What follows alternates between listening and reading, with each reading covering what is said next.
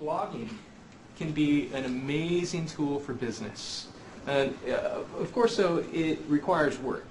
You know, anything that is worthwhile is definitely going to require work. But I found sometimes, though, when we talk about these things, that a lot of people end up feeling like this one, feel like, wow, that was such a stressful class. There was so much information on blogging, on video. I don't know how to take it all in. I'm not sure what I can do with this. I just feel so overwhelmed that I can't begin. Right? Has anyone ever taken a class like that before? Where you think, those were such good ideas, but I actually didn't implement anything. Okay, so the goal today is to take a few nuggets with you and to actually apply them. So I figured it should be fitting. Let me introduce you to my blog. This was my first post 5 years ago. It was called the Lundquist Appraisal blog at that time, since Lundquist Appraisal Company is the name of my business. And I started this 5 years ago, really after the housing market crashed. In about 2005, the housing market really started to tank, which any homeowners here, you probably know that, and I'm not trying to bring up old wounds. But really, one of the things that happened in my business is that most of my clients went out of business. So I was put in this position where I needed to diversify. It wasn't just about wanting to diversify. I needed different clients and new clients if I was going to stay in business. And so really 5 years ago, I decided to start a blog because I wanted to be found online. I wanted to attract a different type of client and to not be involved in an industry that oftentimes appraisers just do work for lenders. Okay, there's so many other types of work out there for attorneys and the IRS, divorce, realtors, and so I thought, you know what, I want to attract that type of business.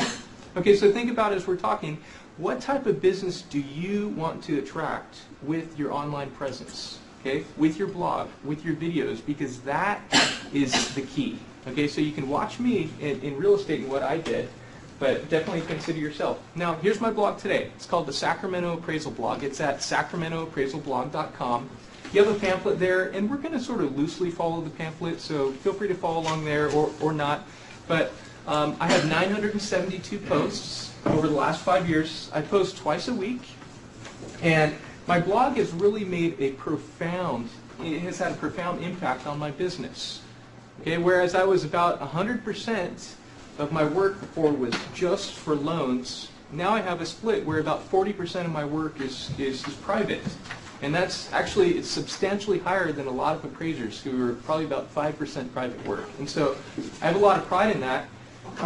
But my blog has brought a lot of business. I hear very regularly from people who want me to come into their offices. They say, hey, I read this blog post. Would you come in and speak to our group of agents? In fact, this year, I've not gone out to schedule any speaking engagements, but I'm booked through July already. And I've had a lot of engagements. 1 month, I had 7 in 1 month, and that was a little bit overkill. But it's been neat to see the connection between what I'm doing online, talking about the housing market, and sharing really helpful stuff. I'm helping real estate agents do their job better because they're able to better explain the housing market. Okay, that's the goal of my blog. Then they start to refer business to me. So it's been pretty amazing. I've been quoted or mentioned in the Sacramento Business Journal 22 times over the past few years.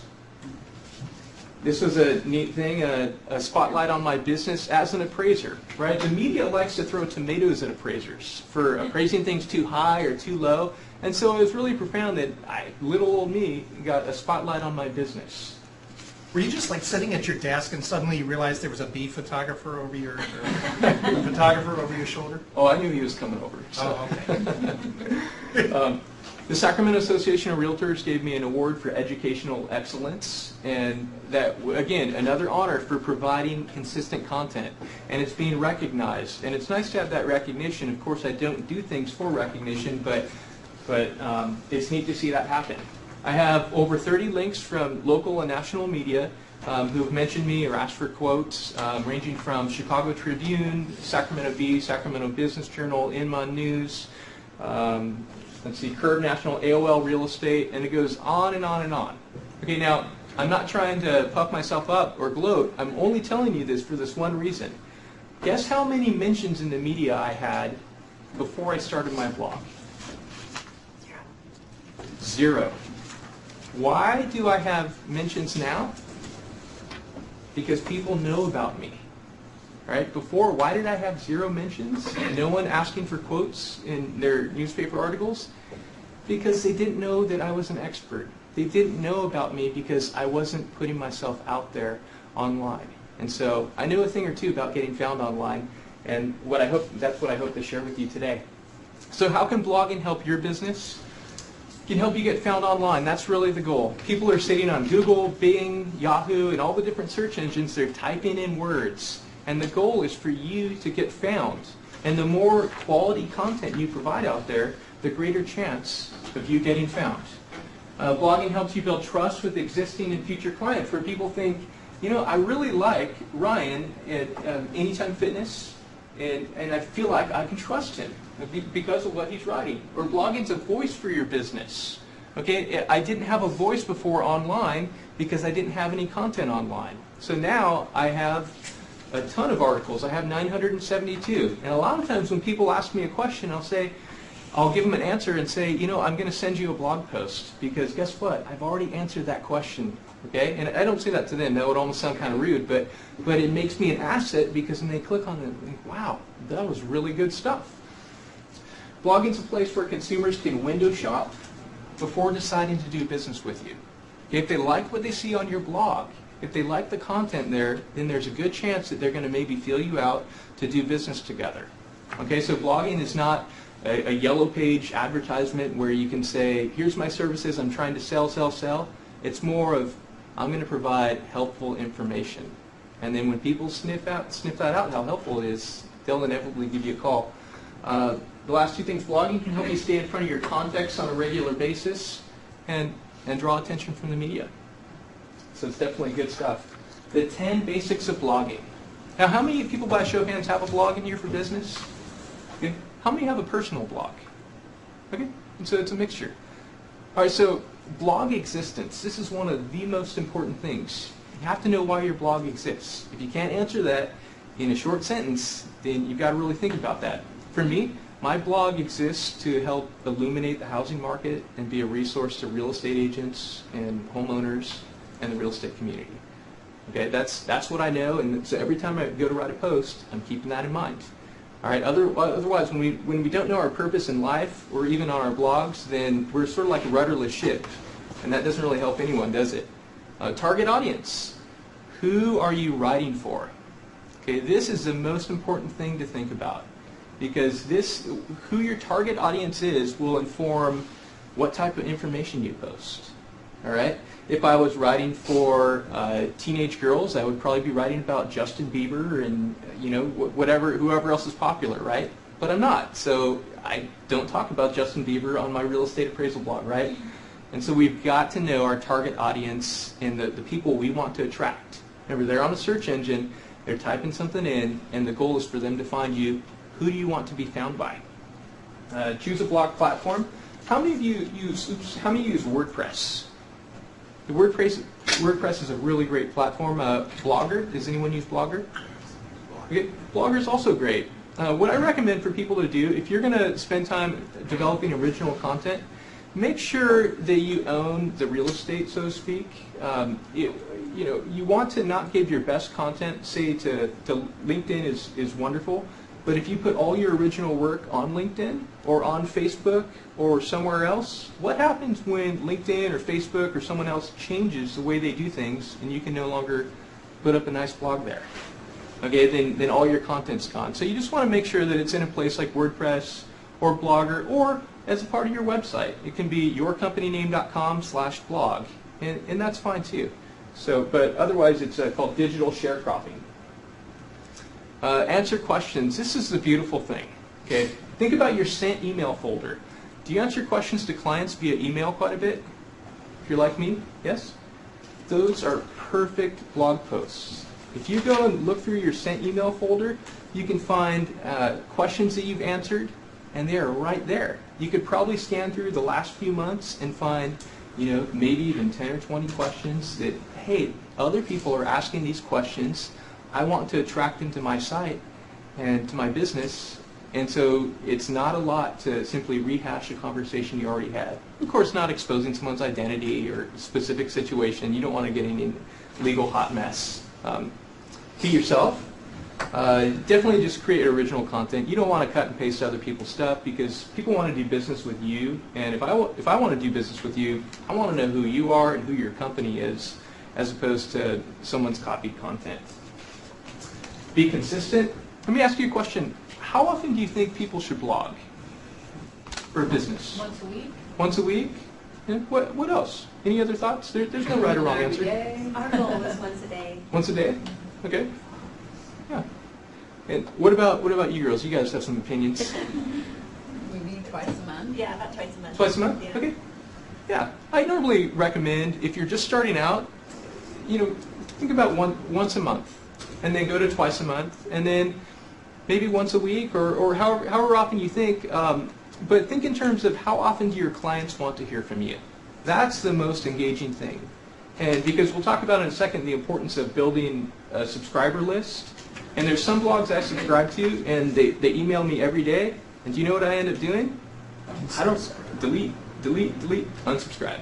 Because it's just too much. And so that's why I post twice a week for me personally. Now each business is going to be different, but we have to ask that question, how often do our clients really want to hear from us?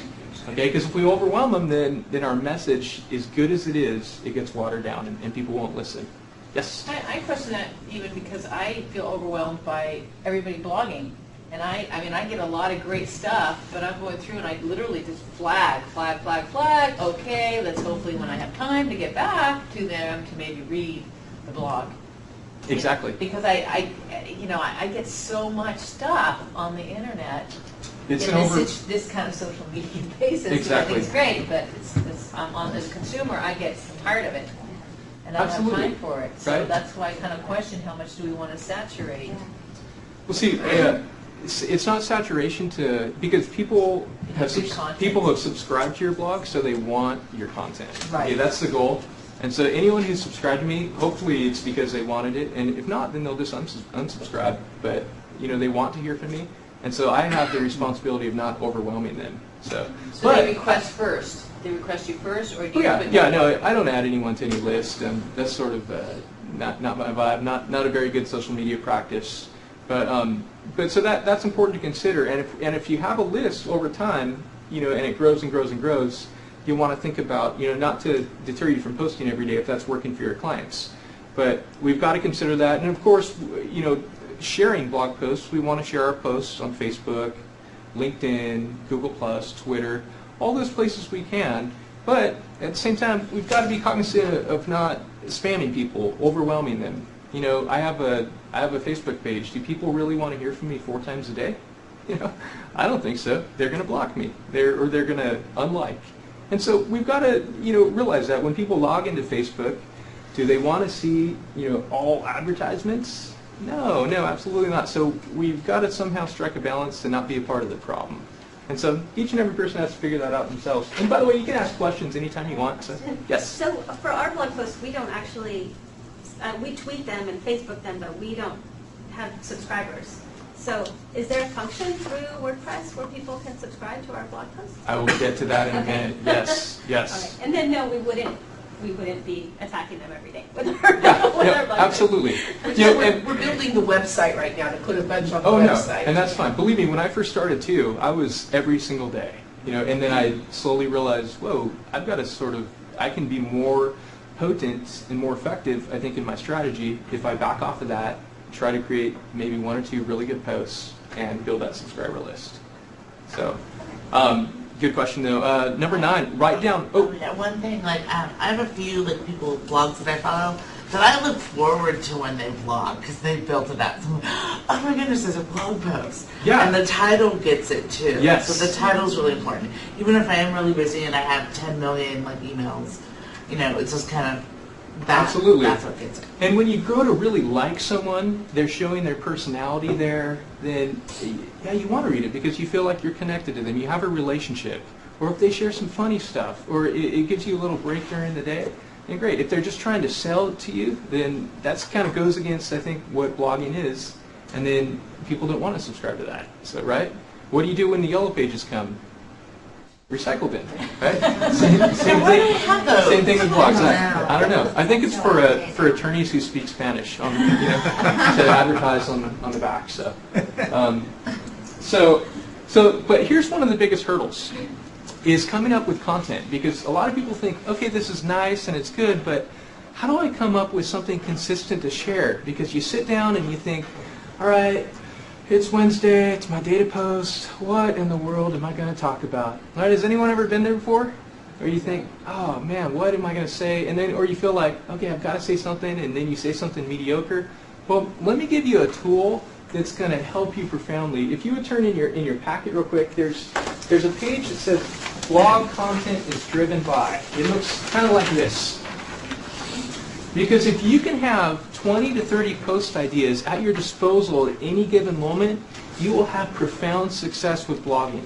Okay? If you do not know what you're going to write about, then it's going to be very difficult and challenging when you sit down, because it's just going to feel like a frustrating process.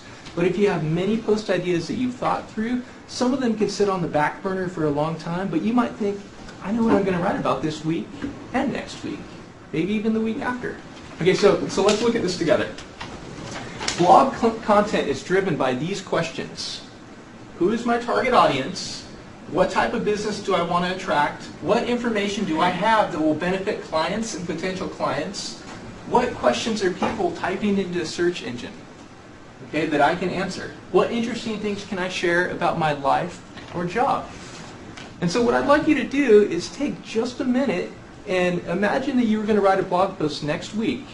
And write down something that you think would be relevant for your clients. Maybe it's a question you've answered recently, or maybe it's questions you get all the time. And think very basic here. Okay, we don't have to try to create the ultimate home run post. Just what's a question that you get asked regularly? Or what's something interesting that's happened? Or do you have a photo that you've taken recently in the workplace that would just be a gem to share because it's interesting? And then I want to ask a couple people to share a post idea. And there might be different themes you want to focus on too, or different people you can ask for quotes. When you get organized like this, it gets very, very powerful. So who has something that you'd like to share? What's a post idea, something that you could post about today or next week? It could be anything, and it's relative to your business, by the way. Well, I've created a PDF that I sometimes directly mail to clients when they ask the question. I just thought, well, shoot, that's the first blog point. And it's what should I do to prep for my portrait? How should I come in? Absolutely, yeah, absolutely. That would be a great post because other people are asking the questions. So, who else? Tips on traveling with sports teams, because we get a lot of sports teams and they do a lot of things that they don't stick the chairs in the ceiling. Yeah. So we constantly get questions about, can we all be in the same area? Yeah. That would be great. That would be really interesting. So you could probably have some pretty interesting photos too. So.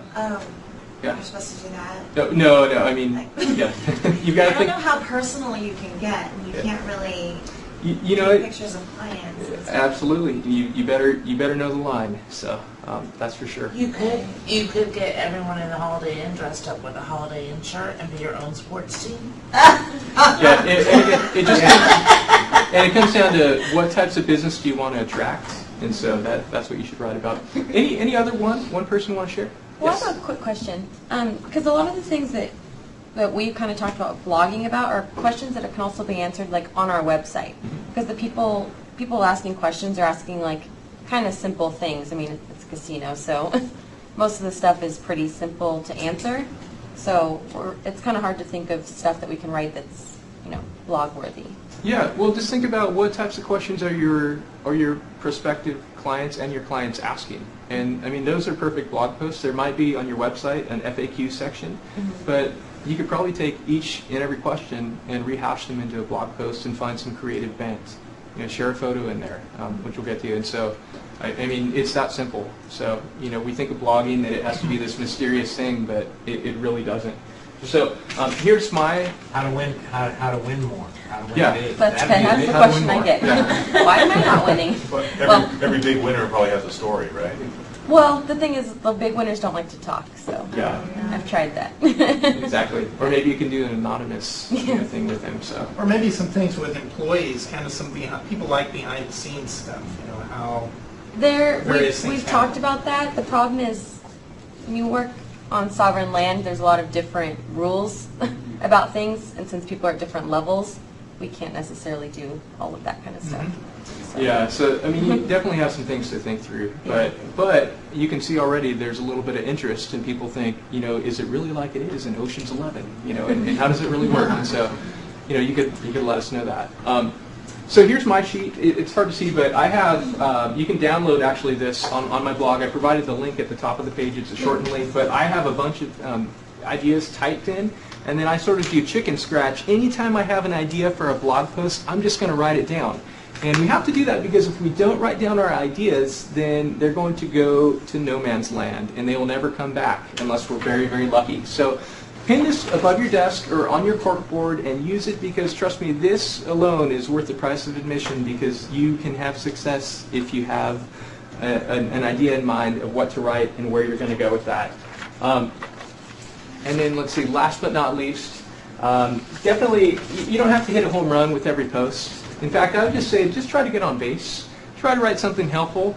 If you have a post that goes viral, or there's a lot of likes on Facebook, then that's wonderful. But not every post is going to be like that. And some posts you'll write and think, this is so good. This is just going to be wonderful. But then you think, well, how come not very many people clicked on it?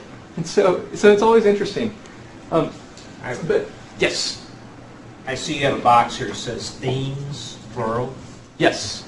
Is a blog typically focused on a theme, or can it have maybe several very different kinds of things going on? Are we going to talk about that more later? You know what, I'll address it now. It's sort of in categories. I have different categories that I write about. I might write about, divorce, estate settlement, market trends is what I write about most. I have one category called random stuff, because it doesn't really fit into anything that I do. It's not really real estate related.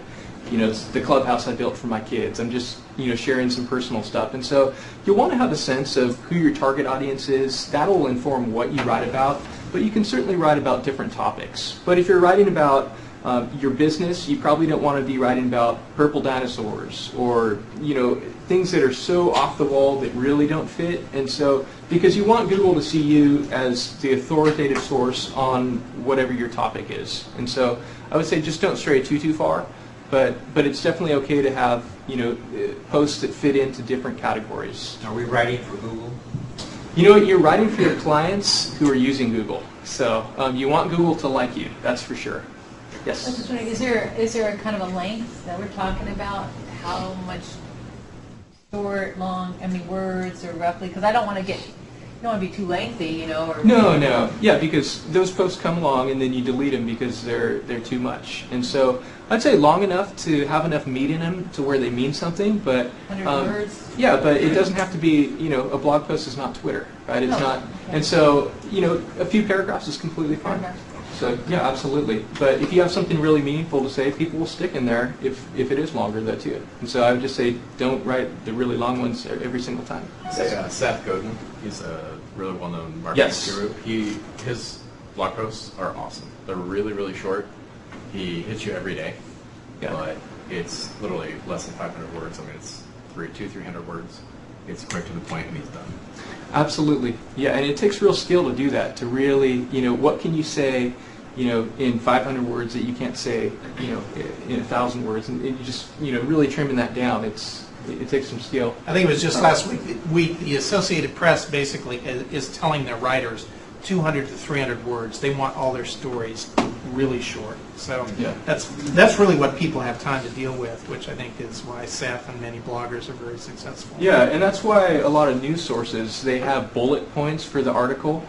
And so sometimes I don't want to read the long article that's going to take me 7 pages on my mobile phone.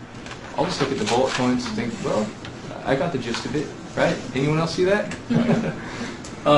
Now, why is a title important in a blog post? Catches people's attention. Catches people's attention. And think about when you're on Facebook, what type of titles do you click on? What type of posts do you click on? Clickbait. What's that? Clickbait. Link bait, okay. Yeah, you know, these, you know, the 10 titles that win every time. Number 7 will amaze you. Yeah. Okay. And so there's a clever title there. It makes you want to click, and there's also probably an image of a cat or this boy who sang the national anthem, and it's just amazing. And so we get sucked into that, but a lot of it has to do with the title. And a title is very, very important because it can make the difference of whether someone clicks on a blog post or not. Or if you look you have 20 articles to read, you're probably going to look at the one with the most compelling title that speaks to you. So I'd say write titles that make others want to click on them. Make sure your title describes what you're actually writing about. Okay? Questions can make a great blog post title. All right? It can be a question about exercise equipment or land or whatever it is that your business is, because someone is typing that question into Google or Bing or Yahoo. And so to have that naturally as a blog post title is wonderful. I'd say this, here's a great tip. Write your titles after you finish writing the post. Okay? Rather than trying to write a post that says, the 5 ways Sacramentans can lose weight this summer, write the post first, and then maybe you just have 3 ways, and then that can inform your post. Rather than feeling the cramp of, oh, I've got to come up with a couple more things. No. Write the post after. Quick question on titles. Yes. Do you recommend A/B testing on titles? Like, try this title, try that title, see which one gets more clicks, push it out to a wider audience, anything like that? You know what? I would just say try to make your titles as compelling as possible, and sort of over time you'll have some that hit, some that miss. And so I am so busy personally. I just have to, whatever the title is, that's what it is. And you can look over my blog. Some of them are really good, and some of them you think, you're teaching a class on blogging? Again, that's just how it works. Some of them will be good, and some of them won't. It's an imperfect thing, but hopefully we're honing our craft over time that it connects. And so here's a couple of my titles. Some thoughts on cigarettes and property value. Right? This is for my audience. 4 reasons why housing inventory is low in Sacramento. How to work with appraisers before, during, and after the inspection. Do appraisers require smoke detectors? Right? That's a really basic question, but my target audience is asking that. Top items to review in an appraisal report, part 1. I did a 3-part series over a few weeks, and this was really great. It still gets a lot of traffic. How much is the golf course location worth? Right, my brother, who works in a totally different industry, he always says, Ryan, how do you make it interesting? You're an appraiser. And so you just got to pull into your heart and say, well, how can I bring out some creativity in this? How can I connect with people? Just as if you were at a networking meeting and you tell someone what you do, then you just have a way, you just have to make it interesting. Kissing the real estate honeymoon goodbye. This was a good title. Not everyone is like that. But content. Let me give you a few tips on this. And then we'll go back and look at some of those posts. But keep your target audience in mind. And I would say this, have an opening to catch people's attention. Okay, a short sentence. The body is the meat of what you're going to say. It could be just a few paragraphs. Closing, ask a question to invite further conversation. And then we'll get into a call of action to what do you want people to do when they come to your blog? Do you want them to subscribe to an email list? Do you want them to download your ebook? What is it that you want? So let me show you real quick with these posts how I captured people's attention. Here's my opening line on thoughts of cigarettes and property value. Do you smoke? Question mark. Why is that a good opening? You might not think it is, but I think it is. Why does that work though? There's 3 words. Do you smoke? Because it leaves people wanting a little bit more. Well, what do you mean?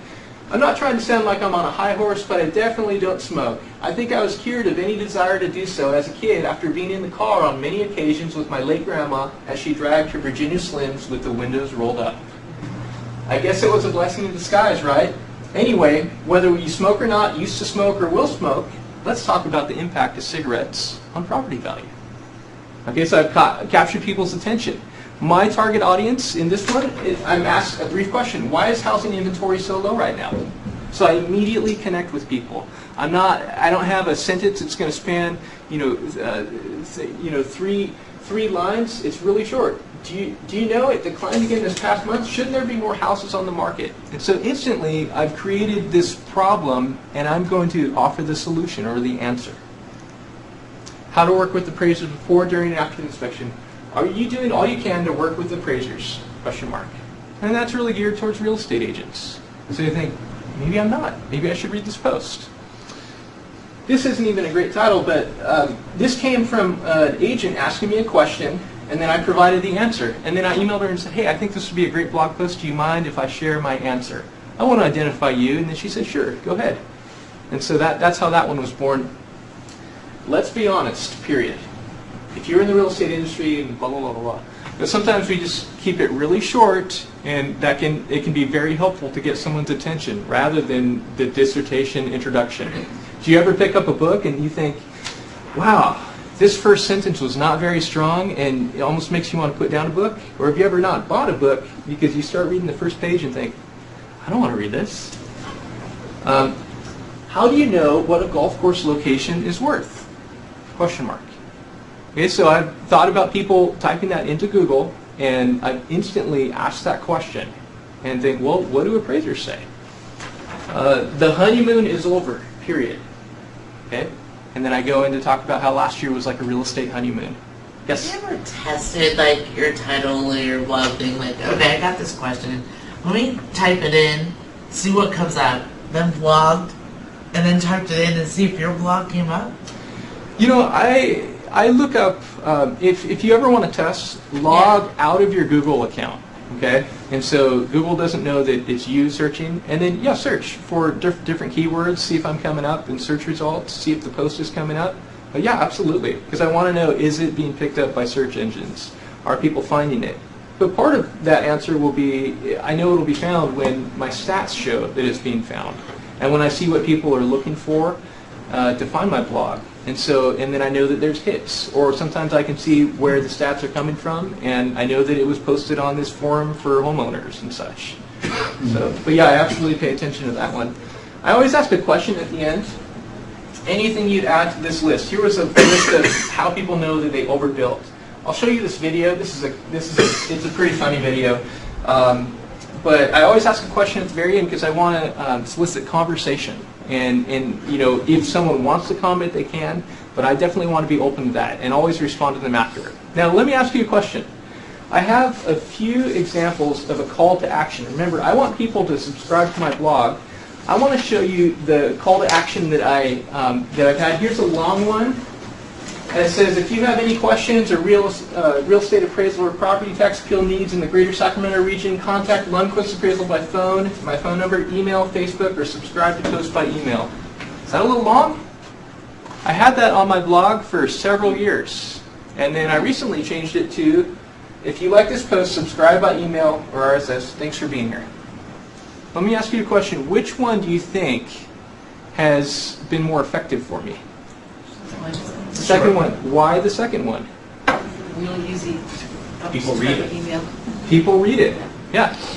You can get lost in this. I have 4 links right there. It was like I was trying to please Google. You know, here's my tax appeal website, and here's my Facebook page, here's the subscription, but there's so much in there that it's really easy to get lost. Some of that's critical contact information. How do they find your contact information with the short post?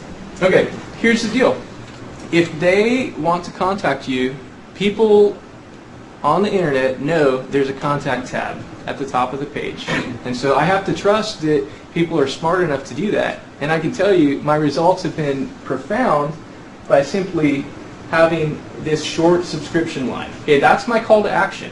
If for your business you were wanting people to download something or join an email list, you know, whatever that is, you want to get them through the door and have that be as easy as possible to understand. Okay? Does that make sense? And we'll get into that in just a sec. Some photo tips. Now, why is it important to have a photo in each blog post? It draws interest. Draws interest, right? It looks colorful. And why else? Image search. It's 1,000 words. 1,000 words. Okay, yeah. It creates something. Image search. Image search. Okay, you can search for images on Google.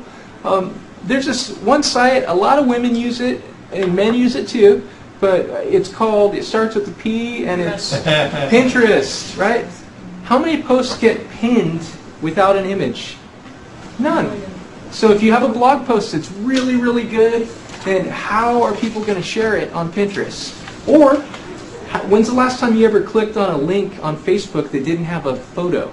right? It just looked like a bunch of text. Probably not going to happen. So it's critical to have an image. If you don't have an image, you're not ready yet to post. Make sure you have the rights to the photo, though. Unless you like getting sued by people, you definitely want to have the rights to the photo. There's a few free sites out there. You can use photos from Instagram or pictures you take at work. Use photos from a website called compfight.com or Flickr. But just make sure you abide by their user agreements. You can use, there's other websites out there, a lot of them that you can pay maybe $1 per image, or if you have a commercial account, they'll give you 400 images that you can choose from, or of course your own photos, which is probably better than anything. Okay, write this down, canva.com, canva.com. This is a great little site to make your own images, sometimes infographics, or sometimes to have a neat heading. I'll show you a couple images that I made, but really, really wonderful, and it's free, which I like. A few little tips on your blog. If your blog, just know the width of it. Make sure your pictures fit the width. Obviously, you don't want them to, go over. If there's 600 pixels wide, you don't want your picture to be 800 because then it looks sloppy. Okay. We're running a little bit low on time. Here's a couple of my images that I shared on Facebook. Okay, imagine if this photo wasn't there. This photo was in the blog post, but it's very colorful. I took this photo one day while inspecting a house, and I'm trying to engage readers. Okay, here's another photo. Have hopefully a good question. Why is there a difference between what the appraiser measured the square footage and what public record says? 10 quick reasons why. So people share that post. They liked it. It did pretty well. But you always want to have your image. Here's some quick example photos. I bought this one from 123rf.com, and I can use it for anything because I own the rights to it. And here I'm using it in this presentation. I was inspecting a burned down house in Natomas, and I was wearing my special suit and breathing gear. And then I had someone take a photo because I thought this is going to be a great blog post one day. And this was right around the time when the series Breaking Bad ended. So of course I jumped on Facebook and then I said, I swear I'm not cooking meth, just inspecting a burned house. So I connected with my audience. Okay, so I milked it on Facebook, and then I created a blog post out of it. So that was good. I shared this photo. Sometimes you see photos that you can use. I've noticed that sky is great because when there's a sky here, it's like an empty canvas where you can put text on there. Okay.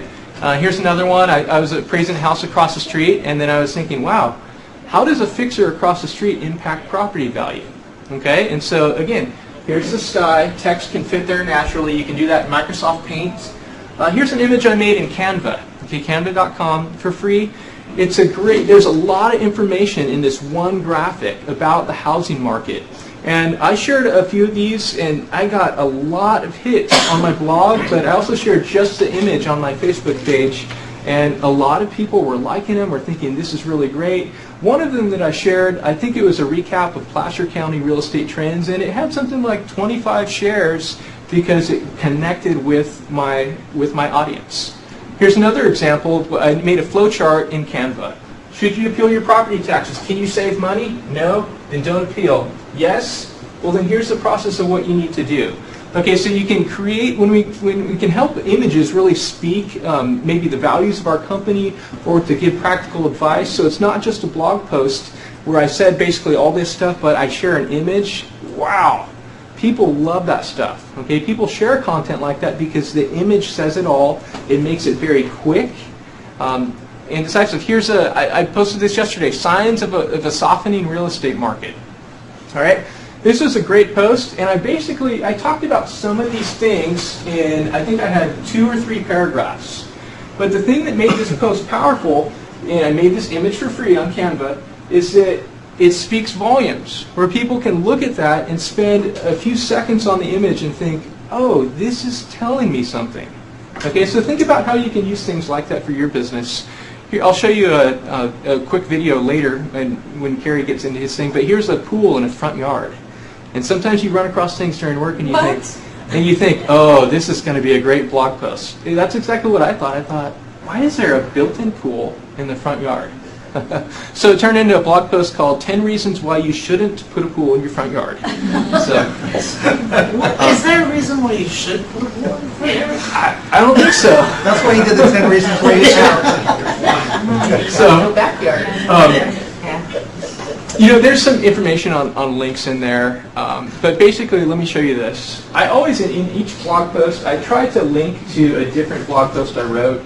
Like it says, you can read 4 reasons why inventory is low for details about how inventory works. So this is part of my post about market trends, and I'm going to link to probably 2 different articles I've written within that post. Now, why would I want to do that?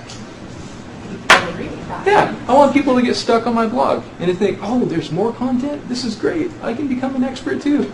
And so just keep that in mind. Don't go overboard. You don't want to link 10 or 15 different posts, because then it just looks like you're trying to get all these links back and forth, and that's just not good. Like we said earlier, I was talking with the gentleman in the back. Pick categories that your post can fit into. I have about 10 or so that I try to fit everything into. There's property taxes, photos from the field. So that's a very general category that I can think, well, I took this photo, I really want to share it, and it's going to go in that category. Okay, so just keep that in mind. A couple final things. Yes? Categories. Did you determine those categories before you started writing? And are those your categories, or those people Google those categories? No, I chose the categories, and I think when I started writing, I had a sense of what do I want to write about? What would my clients want? I know they're going to want to hear about market trends. I know I want to share photos from the field.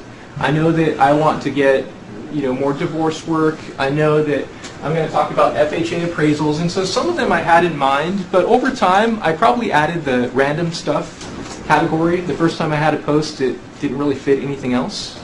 And so I have one called Internet, because I might talk about social media. And so, you can think about it in advance, but you can always add or change categories over time. So, how did you track that? How many you had in each category? WordPress does it for me. Okay. Yeah. So, and that's wonderful. So I don't have to track any of it. It's all set up. Do you do any advertising on yours that you get paid by other service providers, or? I do have Google AdSense on my blog. It's basically my fun Home Depot money. So yeah. And so do a project here and there every few months. And do you select who advertises on there? I do, because obviously I don't want competitors to advertise.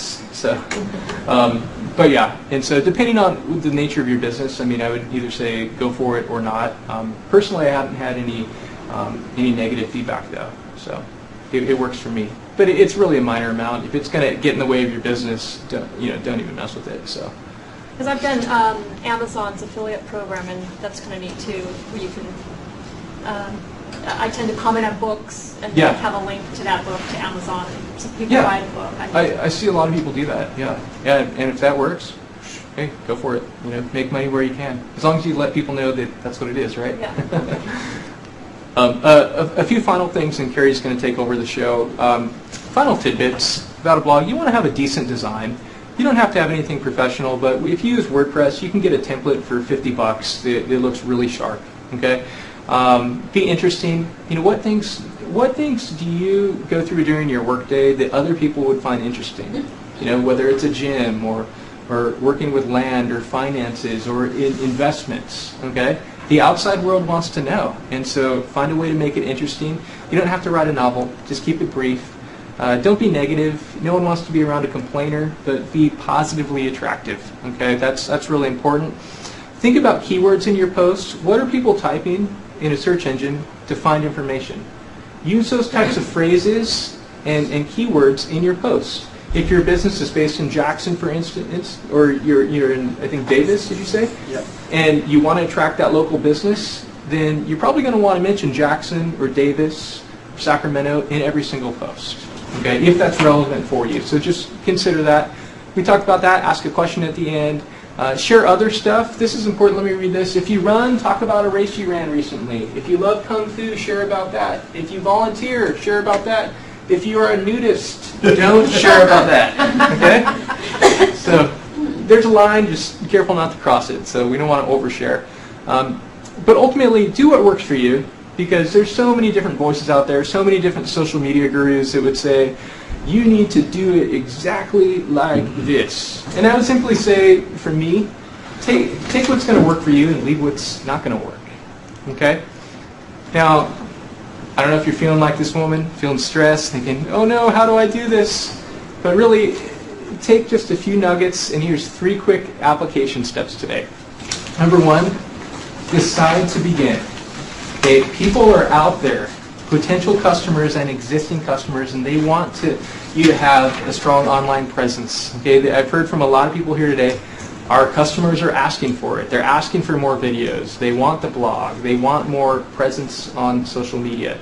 And so if you think it's a good idea to start, then I would say go ahead and just do it. I have 972 posts right now, but I never would have gotten there unless I had post number 1, which really wasn't very good. But post number 2 was hopefully a little bit better, and over time, I'm honing my craft. So I would say just go for it. Secondly, relax. You don't have to do everything at once. Okay? You don't have to be Seth Godin or other rock stars of social media. Okay? You can go at your own pace and figure out and learn. And lastly, I would say brainstorm ideas. All right? Spend 20 minutes brainstorming post ideas. Okay? So you have on your wall 20 to 30 post ideas at any given moment that you can write about. Okay? If you get in the habit mentally of thinking about blogging, then you'll have ideas come to you constantly, and you'll be able to actualize those. So, and the very last thing, this is my blog. You're welcome to subscribe if you're interested in local real estate, or if you simply want to see what I do. And and unsubscribe after you figured that out. That's fine. I'm not fishing for more subscribers here today. But other than that, that's my portion of the presentation.